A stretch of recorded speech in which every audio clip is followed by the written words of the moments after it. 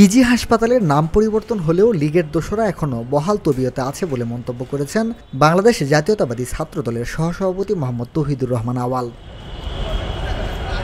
শনিবার পিজি হাসপাতালে ২৪-এর গণ অভ্যুত্থানে শহীদদের স্মরণে এবং বিএনপি চেয়ারপারসন দেশনেত্রী বেগম খালেদা জিয়ার রোগ মুক্তি ও সুস্থতা কামনায় দোয়া ও ইফতার মাহফিলে তিনি এসব কথা বলেন। আমাদের এই মেডিকেল বিশ্ববিদ্যালয়ের নাম পরিবর্তন হয়েছে। এটির নাম ছিল পাকশাল কায়েমকারী। তার নাম আসলে বঙ্গবন্ধু না বলে সবসময় পাক বন্ধু বলা উচিত, কারণ উনি চেয়েছিলেন পাকিস্তানের প্রধানমন্ত্রী হওয়ার জন্য। উনি কোনোদিন বাংলাদেশের প্রধানমন্ত্রী হতে চান না। ওনার সেই জায়গায় এই মেডিকেল কলেজের নাম পরিবর্তন হয়েছে, কিন্তু তার সেই ফ্যাসিস্টের দোসররা এখনো রয়ে গেছে। এই ক্যাম্পাসে যখন আমরা ঘুরি এখনো ফ্যাসিস্টের দোসরদের মুখ দেখতে হয়, যা আমাদের জন্য অত্যন্ত বিব্রতকর, লজ্জাজনক। তিনি বলেন, জাতীয়তাবাদী কার্যক্রম করতে গিয়ে আমরা তীব্র বাধার সম্মুখীন হয়েছি। আমাদের অনেককেই চাকরিচ্যুত করেছে, আমাদের অনেককে হেনস্থা করেছে আমাদের এই পিজির হোস্টেল থেকে।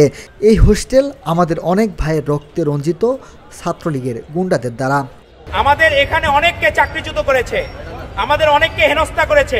আমাদের এই পিজি হাসপাতালের আমাদের যে হোস্টেলটা, এই হোস্টেল আমাদের অনেক ভাইয়ের রক্তে রঞ্জিত। এই মেডিকেল সেক্টরে অনেক ভাই, তাদের রক্ত এখানে রঞ্জিত হয়েছে ছাত্রলীগের গুন্ডাদের দ্বারা, সাচিবের গুন্ডাদের দ্বারা। তিনি আরও বলেন, বাংলাদেশের সকলেই জানে ২৪-এর গণ অভ্যুত্থানের মহানায়ক আমাদের ভারপ্রাপ্ত চেয়ারম্যান তারেক রহমান। আমাদের ভাইয়েরা বন্দুকের গুলির মুখে দাঁড়িয়ে বাংলাদেশ জাতীয়তাবাদী ছাত্রদলের স্লোগান দিয়েছে। ২৪-এর গণ অভ্যুত্থানের সেই মহানায়ক আমাদের ভারপ্রাপ্ত চেয়ারম্যান জনাব তারেক রহমান। এই ব্যাপারে কারো ন্যূনতম কোনো সন্দেহ থাকা বাংলাদেশের মানুষের মনে নাই।